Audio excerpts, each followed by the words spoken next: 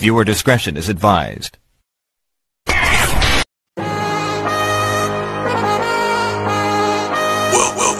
to Heel Shit. On today's episode, pro wrestling news, rumors, spoilers, discussions, and predictions. And your hosts, Dark Cordz and Draven Rhymes. Welcome back to Heel Shit. Week in Wrestling 3. Draven, what are we talking about tonight? Well, before we get into tonight, let me just go on record and saying, we all have bad days, right? Some of us have bad weeks.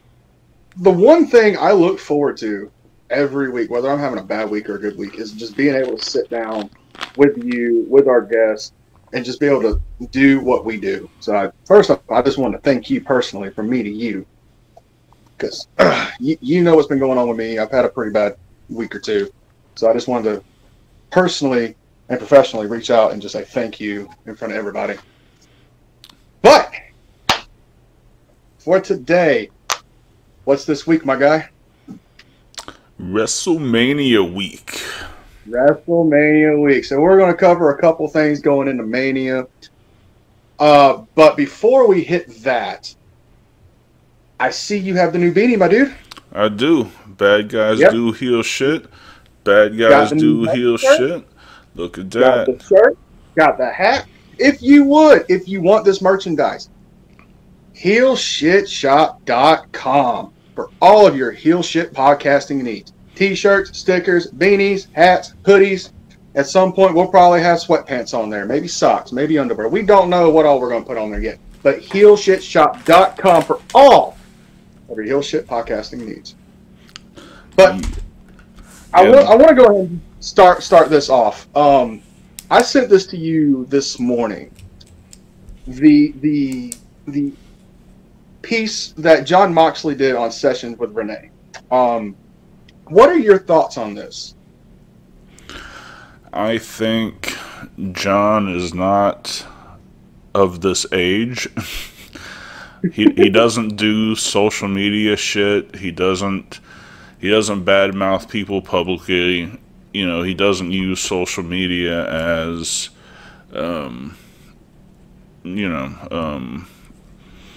as a means to complain. I don't even know if he has social media, quite frankly. No. But and that's really all it is these kids, and yes, MJF is a kid. CM Punk is not a kid, but he should know better. You gotta keep it a little bit kayfabe. You gotta keep some stuff on television. You gotta not talk shit about people you have to work with publicly. You don't shoot on people until you know you're not gonna cross their path again. It's these younger generation, and apparently, Punk acts like it, but the first thing they want to do is jump online and run their mouth, and it does more harm than good, man. And that's what I think about this whole thing. Well, let's break it down. He actually broke it down pretty well. He said he did 2 years on the independents, 2 years in developmental, 8 years in WWE, and his current stint in AEW. And as of right now, he said from his own mouth, because I actually went back and listened to it earlier, it's the most chaotic locker room he's ever been in. Mm-hmm.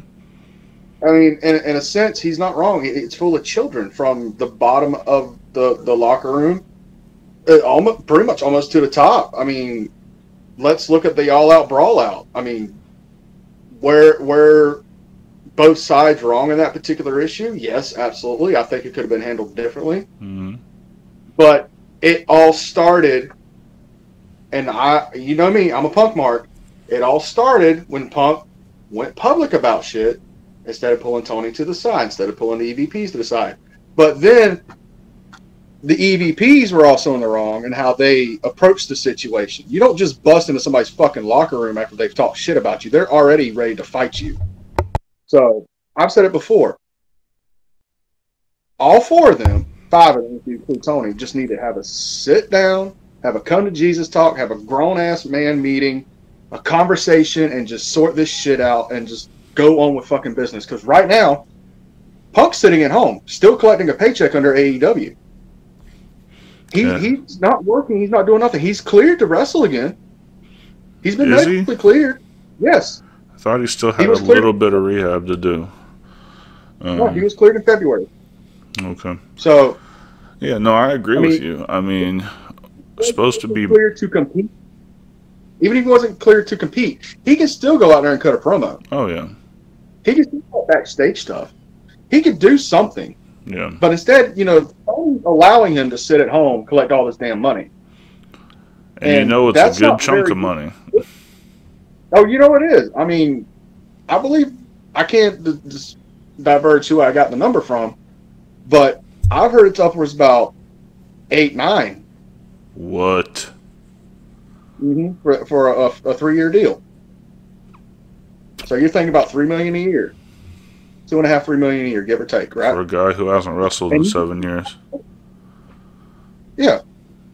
But at the end of the day, I mean, John doesn't have the way to reach out and complain, like most of these kids do with Twitter or Instagram or Facebook or podcasting. Mm-hmm. And, I hardly ever see him do interviews or anything like that. So when he did the interview with Renee that I found out this morning, it was very interesting. I think John's about where Austin was in 2002 with the whole Brock Lesnar situation. Is he ready to take his ball and go home? No, hell no. Mm-hmm. He could have done that at any point. He made it very clear. He could have shown up at SummerSlam last year with the AEW title, and there wasn't a damn thing anybody could have done about it. He was not under contract.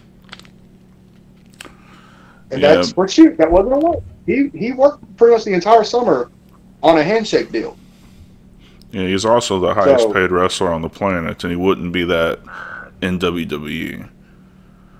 No. So now, well, I mean, if they bring him back the right way, if Hunter took it over and took over his creative control, I think he could. I mean, they did it with Cody. It's just bringing him back at the right time. But I'm not saying John's ever leaving AEW. I'm just saying John is sick and tired of the bullshit drama. I don't see WWE thinking John is worth $7 million a year. I wouldn't say 7, but I'd say a good 3, 4. He's making 6. I know, but I'm just saying. Yeah. That's not including merch sales. I guarantee he comes back on a merch sale. Oh, he's gonna make hot shit. All his retro stuff, all his new stuff that he bring out. Yeah, Dean Ambrose merch would sell and sell good. Yeah. But it's just the fact that John finally had an outlet to finally vent some of his frustration, and I think a lot more frustration went out on that podcast than probably should have. But you can't really blame the guy for being aggravated for dealing with essentially children. Yeah. And like I said, from the bottom almost all the way to the top. I mean, other than Jericho and Moxley, who are like legitimate ring veterans that are active? Yeah. I mean, you could argue Sting, but I mean, he still works part-time. Sure. But other than that, you have nobody else that works matches and shit. You have Paul White, who works backstage. You have Mark Henry, who works backstage. JR, Tony Schiavone, all the ring veterans who are all saying the same shit. They're a bunch of fucking kids. Yeah, I mean, Jeff Jarrett, unfortunately. Well, we can differ on that. I'm a huge Jeff Jarrett fan. Oh, that's for another episode. Yeah. Where we can wrestle.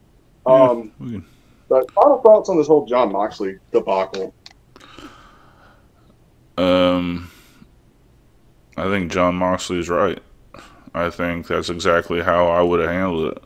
Say, look, this is business. We don't talk business out in the public. Yep. Bottom line, that's exactly how I would handle it. So I'm on Moxley's side on this. I have to agree with you. Like I said, I'm a huge CM Punk mark. I defend damn near everything he did, but at this point, you know, I can't really get behind what he did. Am I glad that I have a little more insight on his side of shit? Yes. But there was a better way to do it than just posting an Instagram update and then deleting it 5 minutes later. This is the world of social media. Once you post it, within 10 seconds, somebody has that shit screenshotted and put on a dirt sheet. Yep. But I think that's about the only bit of AEW news I got going on for this week. And that's about it. I mean, nothing else crazy went on this week, so we can move on to the next story. But first, here's a word from our sponsor, Castell Vodka. Vodka evolved. Castell. Indulge in the Red Revolution. Thank you, Castell Vodka, for sponsoring the podcast. Moving on, what's our next story? Moving on. So, as you know, it is WrestleMania week. And one of the most important parts of WrestleMania week, at least for me, is the Hall of Fame induction ceremony. Every year, we have countless people who are well-deserving of being known as being in the Hall of Fame. So, I want to name off 3 or 4 of them so far, and I want to discuss this a little bit with you. All right. So you're a big fan of WCW stuff, old NWA stuff, correct? Mm. Okay. How much Memphis did you watch? Late 70s, early 80s Memphis. I mean, not much. Okay. Well, you know who Jerry Lawler is. Everyone knows the King. Okay. And I'm very familiar with the story that you're about to tell. Yeah. So in Memphis, in the late 70s, early 80s, they decided to bring in a comedian, more or less, to work with Jerry Lawler on back and forth on a microphone. Well, it turned into more than that. It turned into a legit feud between the two. And in my opinion, when they started the celebrity wing for the Hall of Fame, the fact that this man did not go in first is absolute dog shit. Yeah. This man pioneered that shit. So, what are your thoughts on the great Andy Kaufman going into the Hall of Fame finally?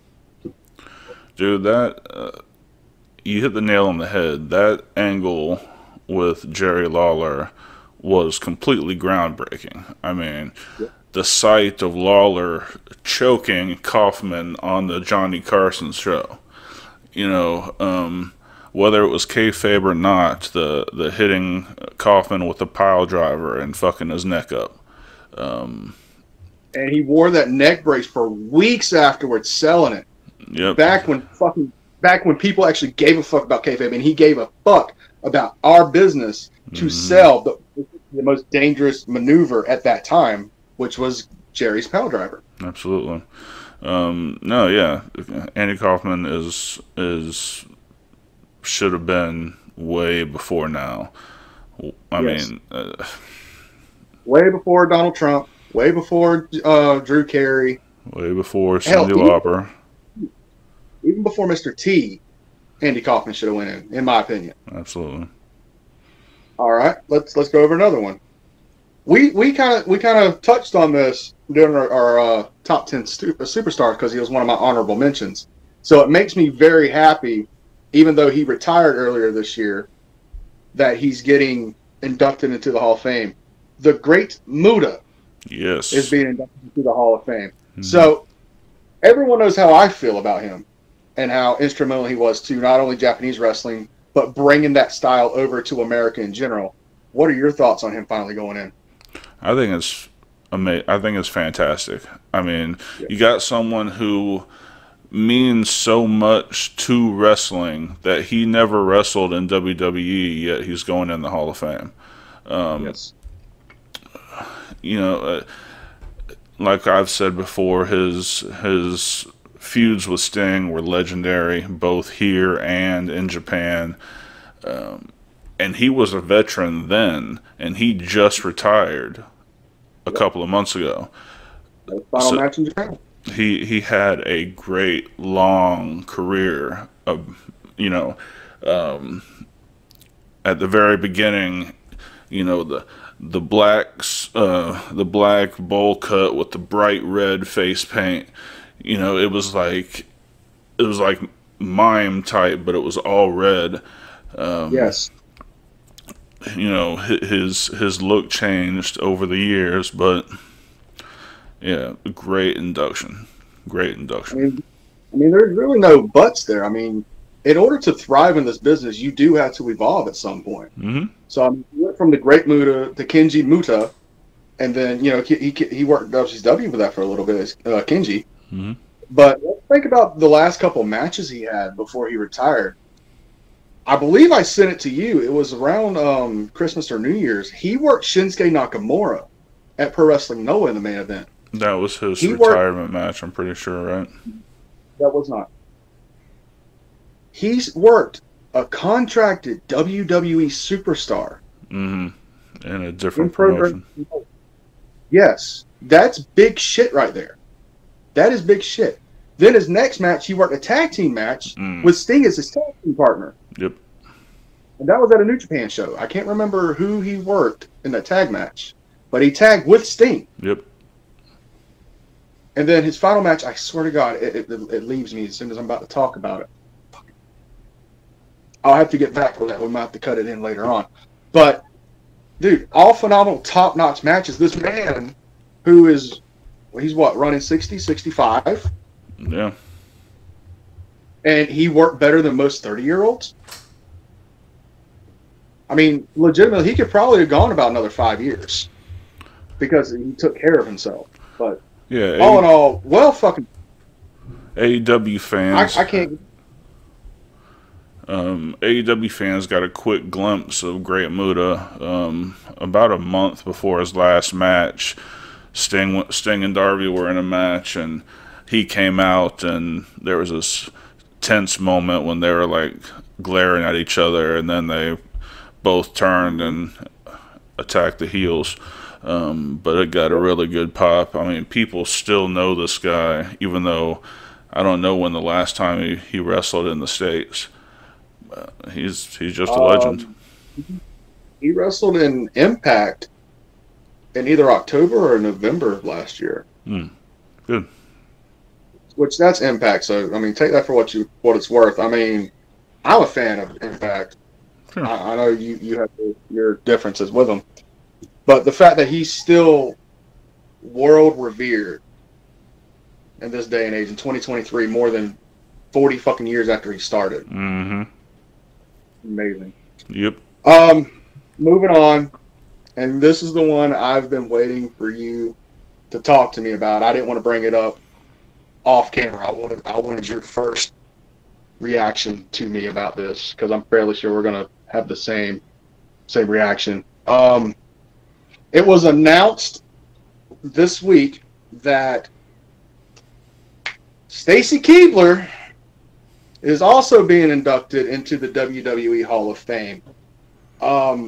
My personal thing is, what the fuck has she ever done for professional wrestling other than fuck David Flair?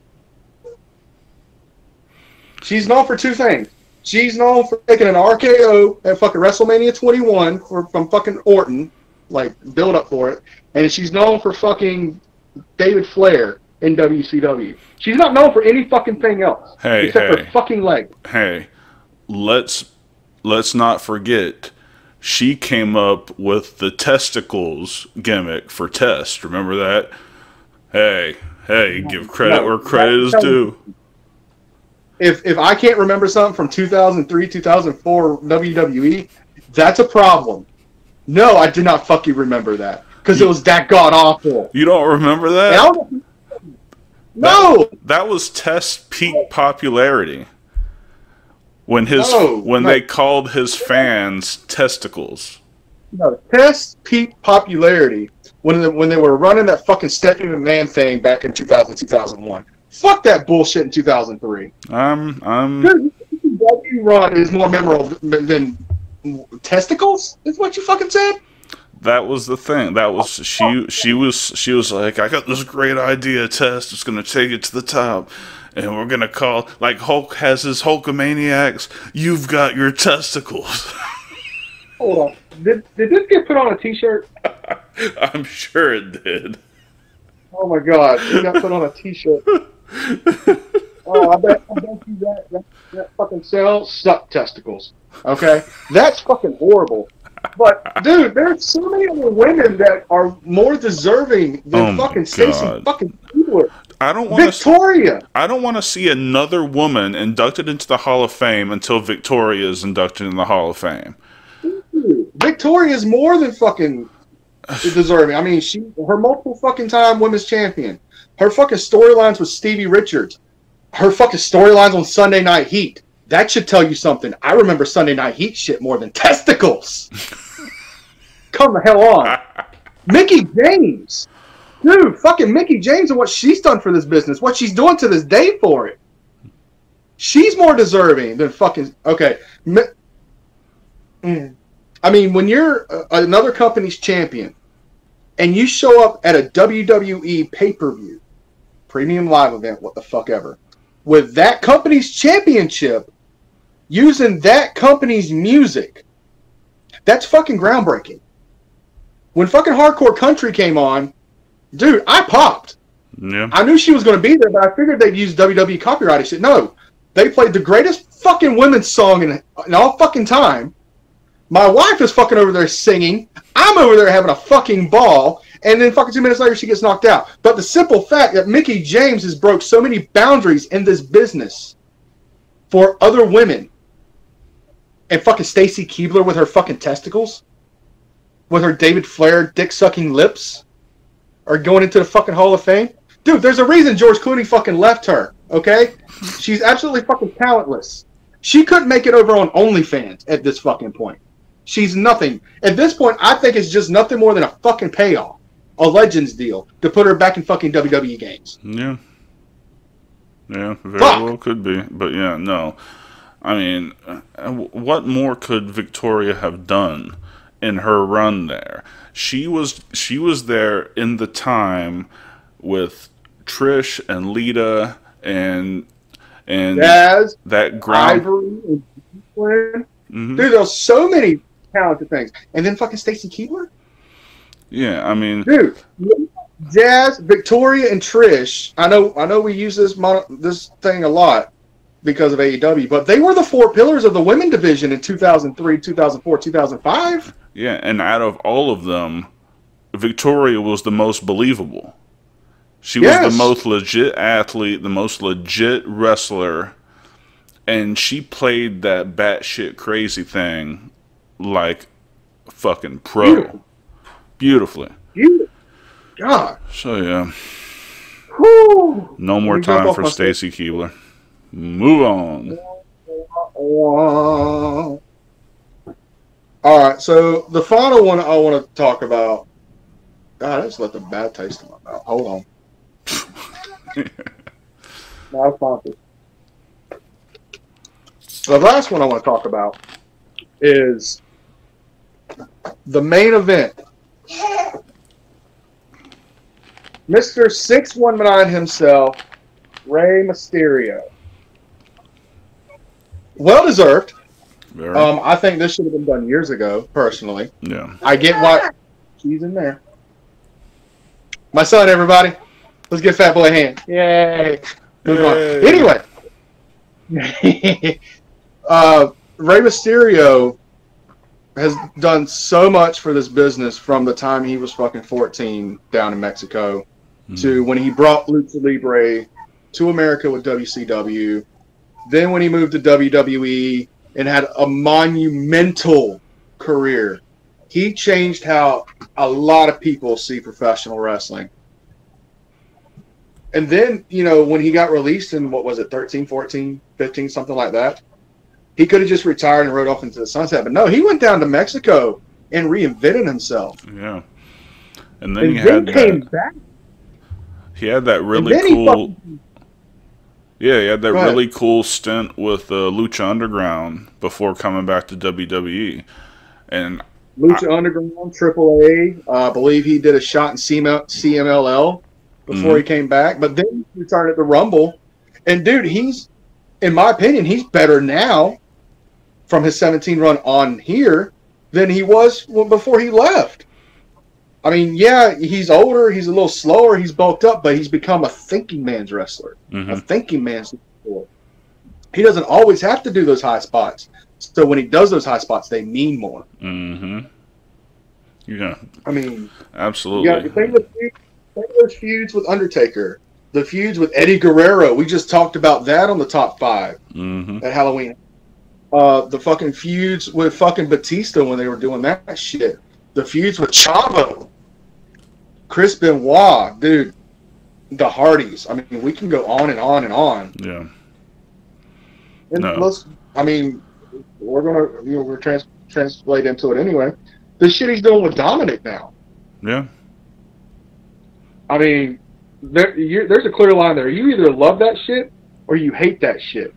I've been hating on it.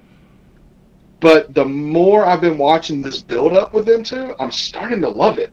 I'm starting to I want to see that revenge of the father finally giving the son what he fucking is owed. Yep. I think that's everything. So what are your thoughts on Ray going into the Hall of Fame? Amazing pick. I mean, the most well-known luchador in history. The most popular luchador in history. The most accomplished luchador in American history. I mean, yeah, he's how tall is he? 5'5"? 5'5" or 5'6". Yeah, he's right there. 5'5", 5'6", and won the world heavyweight champion. That's how much they believed in this little guy. You know, he's Royal amazing. He won the Royal Rumble title shot, and what was he, number 1? Yeah. Number 1 or number 2? Number 2, I think. And then for the longest time, up until Gunther this year, he held the record for the longest time in the Rumble. Yep. So, I mean, Mysterio, well-deserved. Absolutely. Andy Kaufman, well-deserved. Great Muto, well-deserved. Stacy Keibler, go suck a dick. That's about it. All right. So before we go into our next topic, if you're interested in starting a podcast, Podbean.com can help. Here they are. Are you interested in starting a podcast? Who isn't? Do you know how to get started? Nobody does. But you know who can help? Podbean.com. Podbean is the #1 podcast hosting site on the planet. I gotta tell you, without Podbean, we wouldn't have grown nearly as quickly as we have. They make it so simple. Sign up for an account, you pick your hosting plan, right there on your dashboard. You can apply to all the different podcast outlets. Apple, Spotify, Google, you name it. And then when you upload your podcast to Podbean, they distribute it to all the outlets. One upload, all the action. The dashboard has all the stats. You can track your podcast. And because they want to help new podcasters out so much, they're offering our fans 1 free month of podcast hosting to get you started. All you got to do is use our affiliate code. The link is in the description and it's right here, podbean.com/HSP1 for a month of free hosting to get you started. Don't wait. You got nothing to lose. Show us your creativity. Go to Podbean, use our link, get a free month, and enjoy creating. Back to the show. Thank you, Podbean, for helping us out and helping our subscribers out. That's big. Greatly appreciated, my guys. Greatly appreciated. So, the last thing we're going to cover today is our WrestleMania predictions. So, can I say this first before our actual predictions, though? Yep. Can I give my opinion on how sloppy the build-up has been for 85% of this pay-per-view? You definitely can, because you're fucking right, dog. So, we all knew it was going to be Cody versus Roman when they couldn't get Dwayne. We especially knew that when Cody won the Rumble, right? So we knew that build-up was coming. The build-up with Sami and Kevin and the Usos, that's been a long time fucking coming. Mm-hmm. That's been brewing since SummerSlam last year, basically. So those are good, but other than them two, what reason is there for me to watch WrestleMania? There's Brock Lesnar versus Almost, which we all know what's going to happen there. Mm. Brock's just going to power through him. He's going to let Almost get a couple things in, and then it's going to be suplex, Kimura, F5, 1, 2, 3. Like, that's a Brock Lesnar match. It's every Brock Lesnar match. Yep. Then you got Ray versus Dominic, and up until the past couple of weeks, I've had no fucking interest in. Yeah. I mean, I have a little interest now, so yeah, I will be watching that. You have Edge versus Balor at Hell in a Cell, which, if that was the route they were going, that should have been built up at least a month or so more. Oh, yeah. I mean, we've only known for 2 weeks it's going to be Hell in a Cell. We've only known for a fucking week that it was going to be Demon Balor. I mean, Demon Balor is like kind of like WWE Sting in '97. Can you get a little closer? Your mic is doing its thing again. Can you hear me now? Yeah. Oh.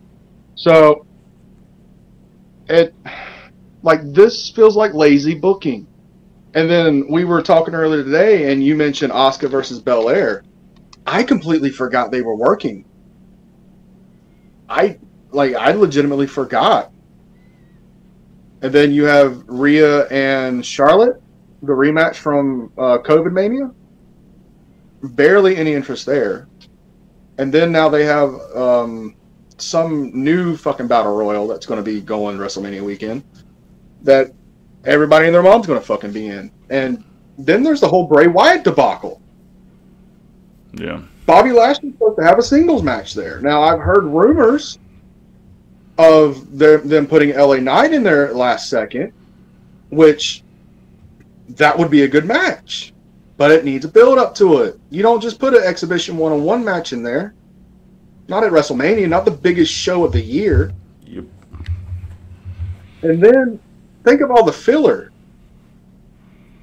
That alone should have been just a one-night pay-per-view, but now they have it 2 nights. They're splitting all those matches into 2 nights. So think of all the filler that's going between night 1 and night 2. Yeah. And you know, the Sami KO Uso match is going to be night 1, Mm-hmm. and then Cody is going to be night 2. That's the only matches anybody fucking cares about right now.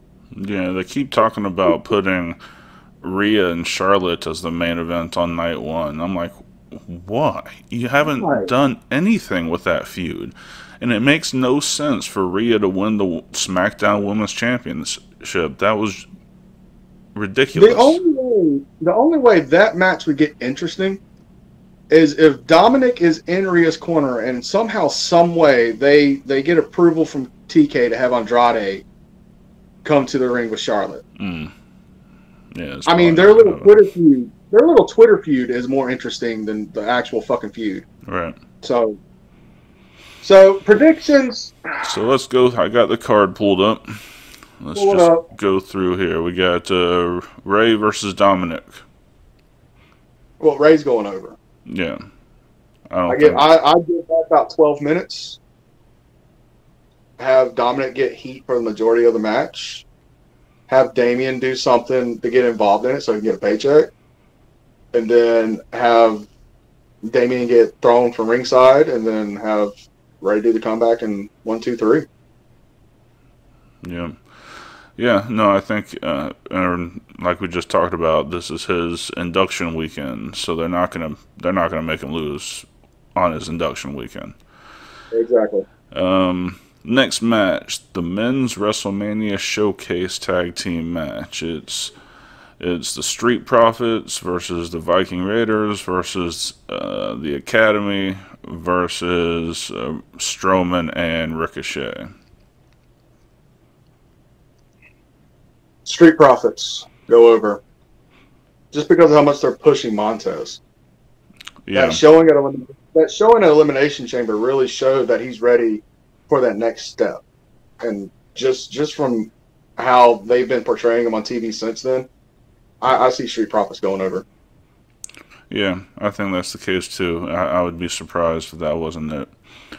Women's WrestleMania Showcase tag match. Liv Morgan and Raquel Gonzalez.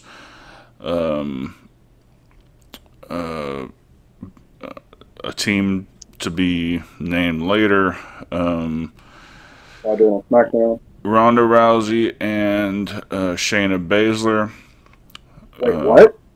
Yeah, Ronda Rousey and Shayna Baszler versus Natalya and... Huh? Ronda's basically on a pre-show match? No, it really doesn't matter who's in all the other matches. I think there's no doubt that Ronda and Shayna go over, and I think I wouldn't be surprised if they're the next women's tag team champions.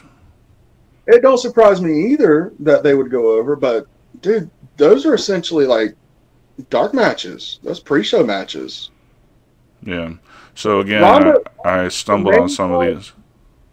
Ronda was on the main card last year. Now she's, like, down fucking here. Yeah. And they're still paying all that fucking money. Dude, they have fucked her creative up so damn bad. She could be the best fucking heel on SmackDown right now. Yeah. I fucked up... I had a brain fart during these names. It's Liv Morgan and Raquel Gonzalez. It's Natalya and Shotzi. It's a team to be named probably Friday at this point. And then Ronda and Shayna go over. Yeah, unless you put the actual women's tag team champions in there. Yeah. But they're already put something up for Ronda. Mm-hmm. But yeah, Ronda and Shayna, I say they squash everybody. Yeah. Intercontinental Championship, Gunther defends against Drew McIntyre and Sheamus in a triple threat match. I think Gunther goes over. I think Gunther goes over as well. But I'm going to add a little tidbit in there. I think they're going to break up Sheamus's group by having Pete Dunne cost Sheamus the match. They've been in talks about changing Butch back to Pete Dunne, right? Right. You can't really do that when he's part of that faction known as Butch. So if he costs Sheamus that gives Sheamus, Ridge Holland, and Pete Dunne something to do for the next couple months. Mm-hmm. Pete Dunne heel, which he's a hell of a fucking heel. Yeah. Better heel than fucking Baker. So that's how I see that happening. Unfortunately, in my opinion, Drew McIntyre is just going to be cannon fodder for that match. It's going to be a hell of a fucking match. Yeah. It's going to be fucking brutal. Like, if you went back and watched Gunther versus Sheamus at, what was it, something Castle last year? Yeah, Clash of the Castle. Dude, that was fucking brutal. Yeah. And then Gunther and McIntyre had a match on SmackDown a few weeks before that, and that shit was fucking brutal. It's going to be very physical, but the build-up for it is just so nonchalant. It was just a basic contract signing. That's all it was. Gunther go out there, yells at the fucking commissioner, signs the fucking contract, and that's it. Mm-hmm. Build this shit up more, dude. You're building Gunther up to be your next big heel. Do something more with the motherfucker. Mm-hmm. Give him the fucking Brock Lesnar. I want fucking Brock Lesnar versus Gunther. Make that shit trend. Yes. Hashtag Gunther versus Lesnar. Yes. Hold on a second. But Gunther, hands down. But with the stipulation, Pete Dunne costs Sheamus the title. We'll see. All right, next we have the Hell in the Cell match, Edge versus Finn, and the Who Gives a Fuck match of the year. I think. Hold on. Let me give a little tidbit in this. I found out today that Tony Khan has granted permission for Christian to appear at WrestleMania. Huh? Yeah. So there was a rumor going around about Gangrel possibly being brought in to do a special entrance with Edge. Right. Found out today that Christian has been given the green light to appear at WrestleMania. So we're potentially seeing a full Brood reunion at Hell in a Cell versus the Demon. Well, that does make it interesting, doesn't it? Close Daddy's door. I think regardless, I think Balor goes over. I think they're pushing the Judgment Day to the moon, and that's why. I'm torn.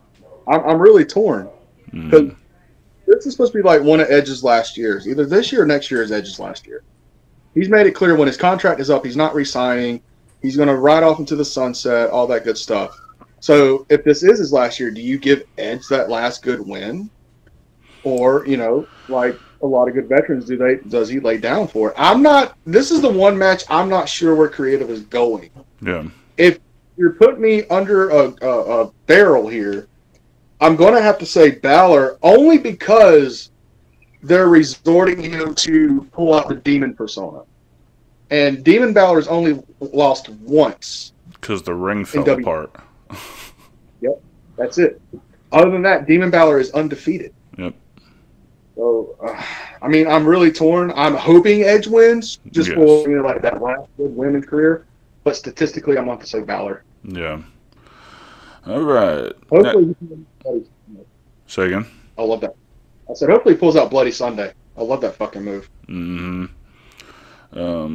Brock Lesnar versus Omos. We already covered. Brock Lesnar goes over in a snoozer next. That was my piss break match. Yep. Triple threat. Trish Stratus, Lita, and Becky versus Damage Control. I'm going to call Damage Control on this one. I think they've been down. Becky keeps losing. Huh? You said a triple threat, or is it a six-woman tag? Six-man tag. Six-woman tag. If I said triple threat, I apologize. I think Damage Control wins. I think they've had a lot of losing, and I think that they can't just keep losing and losing and losing. They had the tag championships, for Christ's sake. That they can't keep this up. So I think they go over the Hall of Famers. What say you? I'm on the opposite scale. I think that the baby faces go over, but here's my reasoning for it. If you watch Raw this past Monday, they had a segment on Miz TV where they were doing their back and forth banter, but something Becky said that she was going over the accolades of Dakota Kai and Io Sky, and ever since they got with Bayley, they haven't done shit. So I think this is going to be the breakup of Damage Control. To have them two go off, do their own tag shit, which would be phenomenal. They're a great team together. And then get Bayley by herself, because she don't need a group. Right. She's great by herself. Have that last big blow off of Becky versus Bayley. Then whoever wins that, Bayley, I hope, go and wrestle Charlotte. Have them two go, because you know Charlotte's going to win that one. Sure. And unfortunately, we can't bring Sasha back in because she's working New Japan and stuff. So at that point, out of the four horsewomen, that makes Charlotte the best of the four. And they can make a whole feud out of that for the rest of the summer into the fall. Yeah. We know who the favorite is, though. Then after that, have Bayley go for a title. I mean, she's long overdue for a title. She really is. I didn't realize it, but dude, you realize she's been going on fucking 10 years now. Like, it doesn't seem that long ago. But she was in NXT in 2013 having her first matches. Yeah. So, I mean, long overdue. Like, this character change, this gimmick, the ding-dong, the obnoxious nanny laugh, all of it. I love it. I love Bayley from the top of her head, lose the nose, all the way down to her ass, thighs, legs, and bones. It's just beautiful. Like, she is the most believable current woman on the roster with her work, because she works kind of like a man. And that's not disrespecting women, but when you got a woman that can work like a man, that opens all new possibilities. So I'm going to have to say the baby faces.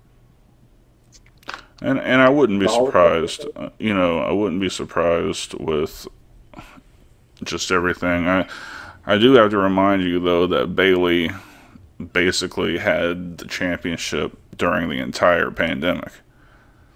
So she's had it So did recently. So did McIntyre, but so did McIntyre.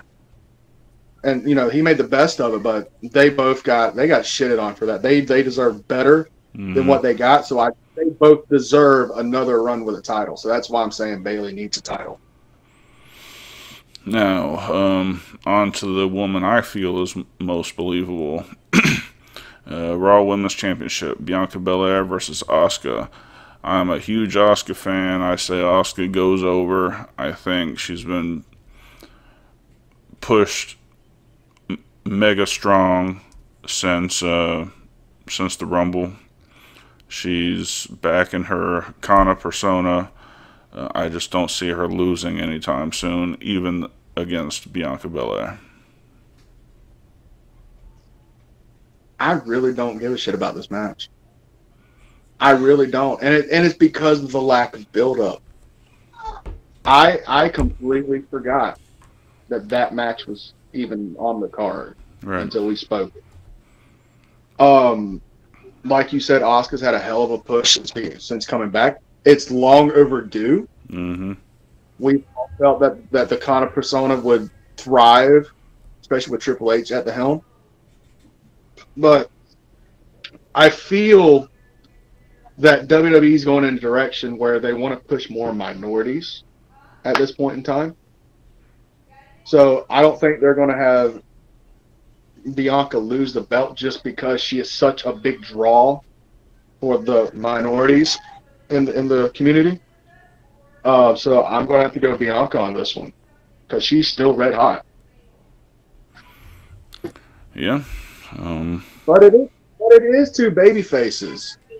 So that match is probably going to fall flat on its head unless Asuka does a heel turn. Which a heel Kana is good for business. Yeah. Absolutely. Before we move on, got a big announcement. We have a third segment show coming out. Well, it will be tomorrow because this show drops on Wednesday. So every Thursday, called Talking Shit. We're we invite Thump Dupree on, so it's just the three of us shooting the shit, telling stories, talking about not only wrestling but not necessarily wrestling. So look out for that, dropping every Thursday. So we have the Heel Shit Podcast proper dropping every Monday. We've got the Heel Shit Podcast Weekend Wrestling dropping every Wednesday. And we got the Heel Shit Podcast Talking Shit every Thursday. So spend your week with us. It's all going to be entertaining. We had some audio bugs, but got some new mics, so everyone should be enjoying the podcast. If you are, please let us know. If you're not, please let us know. But on to the next one. So the next one. Well, before we get on to the next one, okay. The talking. Guys, there are no limitations to what we speak of on that show. That's nothing predetermined. It's nothing we talk about beforehand. It is just three guys, sometimes four if we get a special guest come on, where we just sit there for an hour and we shoot the shit. And it could be anything from what happened last night on the news to, oh shit, this happened on CBS, to, even like at some point I want to have this where we just tell a couple of road stories, because I think those would be the most entertaining for our fans. Like, I'll give you a real quick example. Remember the Burger King thing a couple months back? Mm. So this is a little quick tidbit for talking shit. I went to work. I was working over in St. Augustine, Florida, so I had stopped and got me some breakfast at the local Burger King off of 95. Don't fucking go there. So I ordered my biscuit. It's just a plain old sausage biscuit. You can't fuck up having a biscuit bottom and a piece of sausage, and then the biscuit top, and then you wrap it up, and then you put it in the bag with the napkins, and you fold it, and you tell me have a nice day. Okay? So I get down the road. I'm almost to the job site. I'm like, fuck it. I'm hungry. I'm going to open this motherfucker. I open this motherfucker. What the fuck do you think is in the goddamn wrapper? Not a sausage biscuit. You think there's a biscuit and a piece of sausage and another biscuit in the fucking wrapper? No, motherfucker. It's a bun. It's a fucking bun. Just a bun. It wasn't even a toasted bun. It was a stale bun. Like, this was like a fuck you bun from the Burger King. I spent $1.75 on a fuck you bun. Okay? You don't fucking laugh about that. Why are you laughing? This is bullshit. This is real life shit. A man just wanted his sausage biscuit for work for a 12-hour day. But no, you give me a fuck you bun. You don't fuck with a man's breakfast, okay? I went the whole fucking day. I feel you. On a fuck you bun. I ate the fuck you bun. You got it. I paid $1.75 for it. I found a fucking pack of ketchup and had a fuck you bun sandwich. Guarantee that shit. But that's just the kind of shit right there that could pop up on talking shit. So definitely like, comment, subscribe. If y'all want to give us some fucking stories, definitely, leave them down in the comments when it debuts this Thursday. Okay, I'm good. All right. On to the next match. Next match. Undisputed Tag Team Championship. Kevin Owens and Sami Zayn versus the Usos. I think Sami and Owens go over with one of the Usos, if not both, definitely leaning to a turn.